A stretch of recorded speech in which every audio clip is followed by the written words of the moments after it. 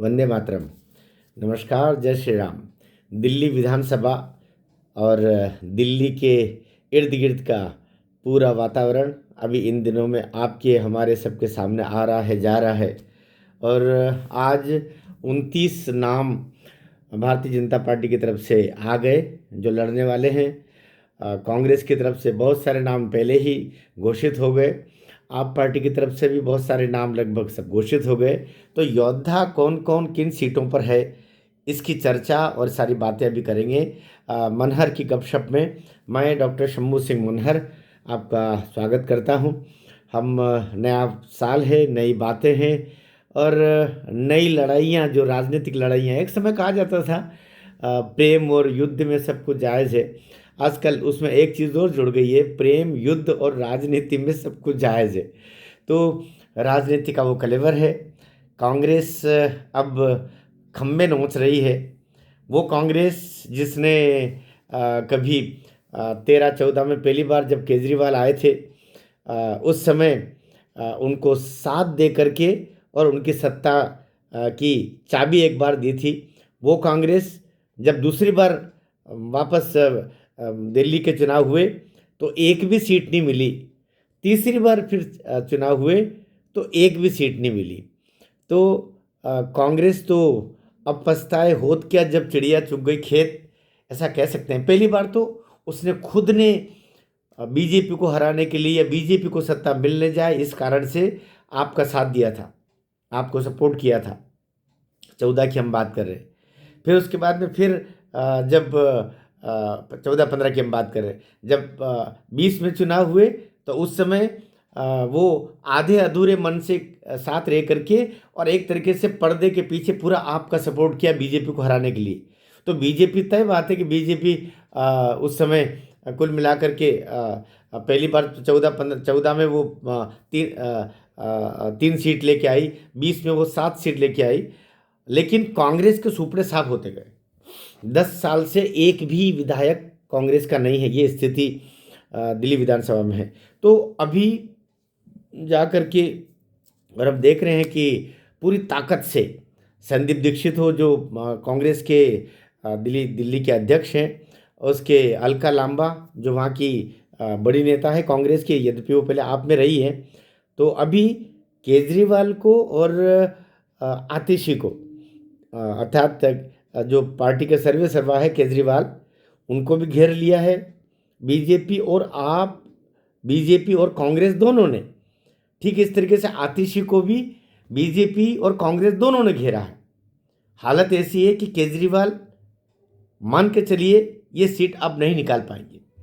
संदीप दीक्षित, क्योंकि एक तो खाली राजनीतिक लड़ाई होती है, जो मतभेद की लड़ाई होती है, लेकिन यहाँ मनभेद भी है। जिस तरह संदीप दीक्षित जी की माँ का, शीला दीक्षित जी का अपमान, घोर अपमान, निरंतर अपमान इस केजरीवाल भाई ने किया, तो संदीप दीक्षित तो यहाँ तक गले तक घृणा से भरा हुआ है।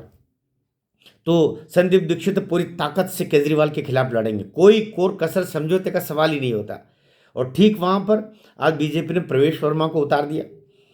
तो प्रवेश वर्मा, केजरीवाल, संदीप दीक्षित, अब मान के चलिएगा, सच कहें तो ये है कि ऊंट किसी भी करवट जा सकता है, यद्यपि प्रवेश वर्मा की तरफ जाएगा, क्योंकि जो जाति समीकरण और जो प्रवाह है और प्रवेश वर्मा की जैसी छवि है हिंदुत्व वाली, उसको लेकर के ये कहा जा सकता है कि प्रवेश वर्मा ये सीट को निकाल लेंगे।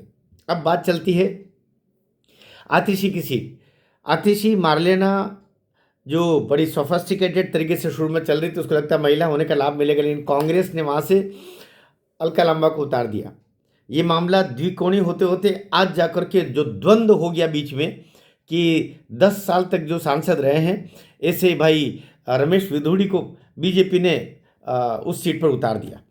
तो अब आतिशी एक तरफ से, अलका लांबा दूसरी तरफ से रमेश विधुड़ी जी, ये उसमें घिरी हुई है। तो अरविंद केजरीवाल हो या आतिशी हो, दोनों ऐसे द्वंद्व में फंसे हुए हैं कि लगता है कि ये दोनों तो हारना तय है, केजरीवाल और आतिशी का हारना तय है। हाँ, यहाँ से रमेश विधुड़ी बड़ी आसानी से सीट निकाल लेंगे। अलका लांबा जितनी ताकत लगाती जाएगी उतना ही रमेश सुदृढ़ जी की लीड बढ़ती जाएगी।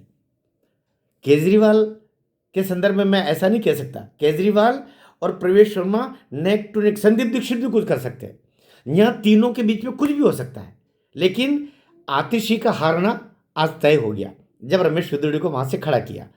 इस तरीके से सिसोदिया लगभग हारना तय है। वैसे भी ये लोग हारते, लेकिन अब दुष्यंत गौतम जो पूर्व राज्यसभा के बीजेपी के सदस्य रहे हैं, उनको बीजेपी ने उतार दिया है। लवली को उतार दिया है। बहुत सारे हाथी घोड़ा पाल की, जय कन्हैया लाल की ऐसे उतर चुके हैं। तो दिल्ली विधानसभा का चुनाव अपने आप में अब त्रिकोणी बन गया। ये तो सही बात है।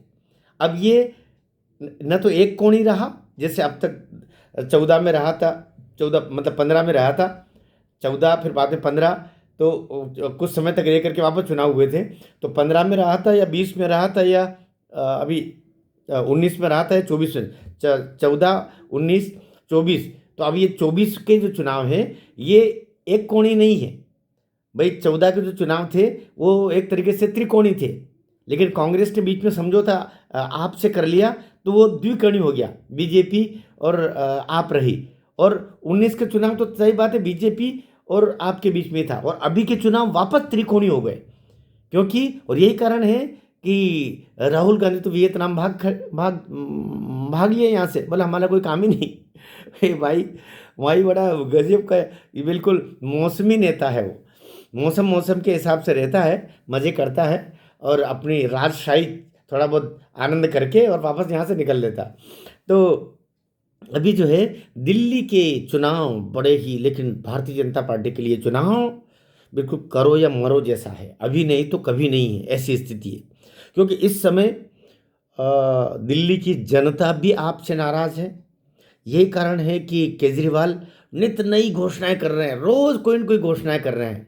अभी तक वो इनको मौलवियों को और मुल्लाओं को ही 18,000 दे रहे थे, उनको भी अभी 18 महीने से दे नहीं पाए। 18,000 रुपये, करोड़ों रुपये, क्योंकि खजाना खाली है, सब खाली कर चुका है। पानी के बिल 6-6 महीने के कंपनियों को भुगतान नहीं हो रहे हैं। बहुत सारी योजनाएं जो बोली गई तो उसमें आप सरकार ने अभी विज्ञापन देकर के बोला, आतिशी की सरकार ने विज्ञापन देकर बोला कि ये योजनाएं फर्जी है, हमारे पोर्टल में ऐसा कुछ भी नहीं है। ये जो 2100 रुपया, 1500 रुपया, 1000 रुपया के लिए फॉर्म भराए जा रहे हैं, बोले सब फर्जी तरीके से भरवाए जा रहे हैं। इसी तरीके से एक आयुष्मान योजना वृद्धों के लिए बनाई, वो फर्जी है। ये और किसी ने नहीं, आतिशी सरकार ने, दिल्ली सरकार ने ही विज्ञापन निकाल करके और बोला है कि ये जो केजरीवाल जी जितनी घोषणाएं कर रहे हैं ये सब फर्जी है, हाँ, हमारा इनसे कोई लेन देन नहीं है।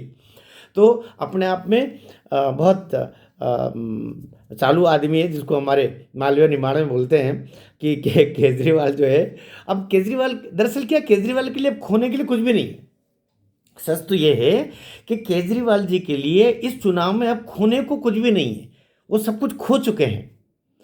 और मैं तो कहूँ अब जितनी सीटें उनको आ जाए वही उपलब्धि वाली बात होगी। लेकिन अभी जो ये सर्वे आया है, अब चिंता सर्वे वाली बात, भारतीय जनता पार्टी और संघ का जो भीतरी अभियान है वो पूरे तरीके से दिल्ली पर को समर्पित हो गया है। दिल्ली में संघ के जो स्वयंसेवक हैं वो विभिन्न अपने अपने मोर्चों पर लग चुके हैं। बीजेपी के कार्यकर्ता पूरी ताकत से लगे हुए हैं। जितनी शीत है उससे ज़्यादा गर्मी है उस समय राजनीतिक गलियारों में दिल्ली में, वो चल रहा है। लेकिन एक जो सर्वे अभी आया है, यद्यपि वो संघ का सर्वे नहीं है, एक अंदरूनी सर्वे करवाया गया था गृह मंत्रालय के बारे में कहा जा रहा है। उस सर्वे में बीजेपी 35 से 40 सीट जीत रही है और आप पार्टी लगभग 20-22 सीट लेके आ रही है, और 7-8 सीट पर कुछ कांग्रेस और कुछ निर्दलीय ऐसा मिला के समीकरण आ रहा है।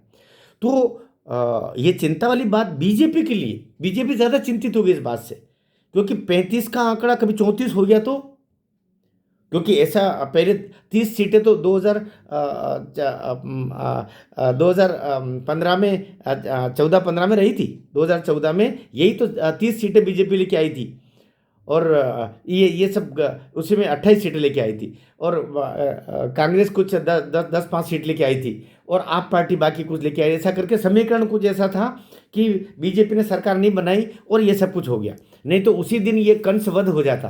तो ये 10 साल तक ये जो फ्री फ्री फ्री की जो रेवड़ियाँ बांट करके दिल्ली का सारा विकास कुंद कर दिया। 10 साल में केजरीवाल जी ने कुछ नहीं किया, केवल रेवड़ियाँ बांटी और खजाना खाली कर दिया।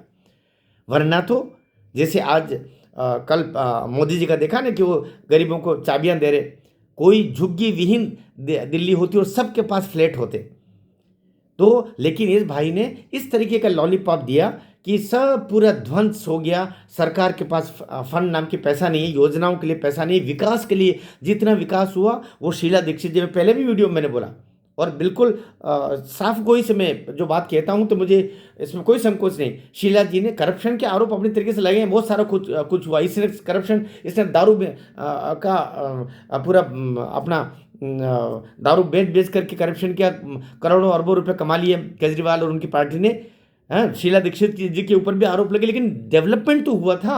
लोग डेवलपमेंट तो देखते ना, ये जितनी फ्लाईओवर, जितना कुछ एयरपोर्ट, जितना कुछ डेवलपमेंट दिल्ली का दिखाई दे रहा है, ये सब आज से 10 साल 11 साल पहले जो शीला दीक्षित जी के समय का है। बीजेपी तो शुरुआत में वो थी वहाँ पर 91 से 96 के बीच में, उसके बाद वो दिल्ली में रही नहीं। वो तो उसको तो गए हुए 25 साल 30 साल हो गया, 25 साल हो गया, तो वो तो सत्ता से बाहर है। लेकिन अभी मौका है, इसलिए अभी की चिंता ये है कि दिल्ली में भारतीय जनता पार्टी पूरी ताकत लगा रही है, और ये जो सर्वे आया है कि वो 35 से 40 के बीच में आ सकती है, उसको किसी भी तरीके से बीजेपी पूरी ताकत लगा करके 45 से 50 का आंकड़ा लाना चाहती है।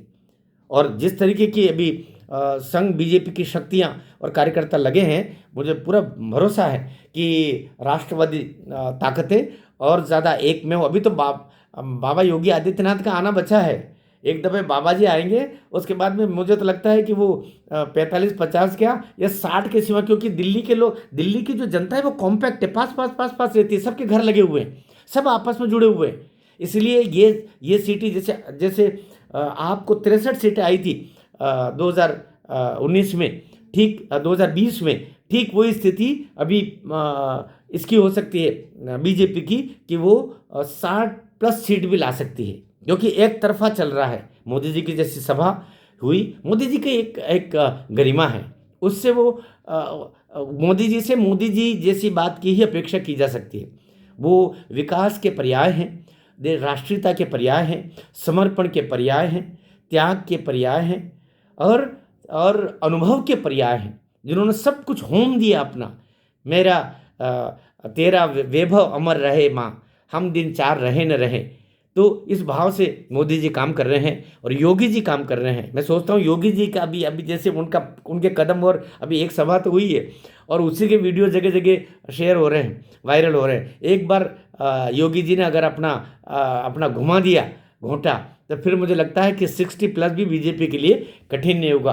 आप जहाँ कहीं भी बंधु हैं, राष्ट्रभाव से अगर आसपास कहीं रहते हो, सबसे बड़ी बात वोट देने जाना, अभी से बोल रहे हैं ये जितने, क्योंकि दिल्ली के ज़्यादातर लोग कर्मचारी लोग हैं, वोट देने जाना अभी से। आपके परिवारजन इधर उधर हों तो उसकी चिंता करें, कार्यकर्ता बंधु भी उसी की चिंता करें, क्योंकि सारा खेल वोट परसेंट पर जाके टिका है। मैं सोचता हूं कि ये अपील भी रहेगी, और सारे बंधुओं से मैं आग्रह करूंगा, दिल्ली से जुड़े हुए, आसपास से जुड़े हुए बंधुओं से, इस वीडियो को अधिक से अधिक शेयर करें। चैनल वैनल को भी आप सब्सक्राइब वगैरह कर देंगे तो ज़्यादा लोगों तक वो जाएगा, तो और अच्छा रहेगा। लाइक करेंगे तो भी अच्छा ही रहेगा कुल मिला के, लेकिन शेयर ज़रूर करें ताकि और लोगों तक ये जाए। मैं सोचता हूँ भारत माता का यशगान चारों ओर फैलेगा। दिल्ली 10 वर्षों में अभी तक वो वाशिंगटन डीसी से भी अच्छी बन जाती, लेकिन एक ऐसे फ्री बाज के चक्कर में ये पड़ी कि उसका बंटा ढार होकर रह गया है। लेकिन अब अवसर है, अब दिल्ली वालों भूल मत करना, क्योंकि तुम्हारे हाथ में अब चाबी है पूरे विकास की भी, और भारत माता की जो सेवा में जो लोग लगे हुए हैं उनको भी शक्ति प्रदान करने का भी अवसर है। वरना रोहिंग्या, वरना दंगे करने वाले लोग, वरना पूरे तरीके से लूट के ले जाने वाले लोग, ये सब वही पार्टी के लोग हैं। इसलिए सावधान रहने की आवश्यकता है। और अभी से कार्यकर्ता ही नहीं, मैं सोचता हूँ जनता को बीजेपी के साथ खड़े होकर के कार्यकर्ता की तरह कार्य करने का समय आ गया है। इस समय नहीं तो दिल्ली अब इतनी पिछड़ जाएगी कि बरसों बरस फिर वापस मुख्य धारा में नहीं आ पाएगी, विकास के अनुक्रम में सबसे ऊपर नहीं आ पाएगी जैसा उसको अब तक हो जाना चाहिए था। भारत माता की जय।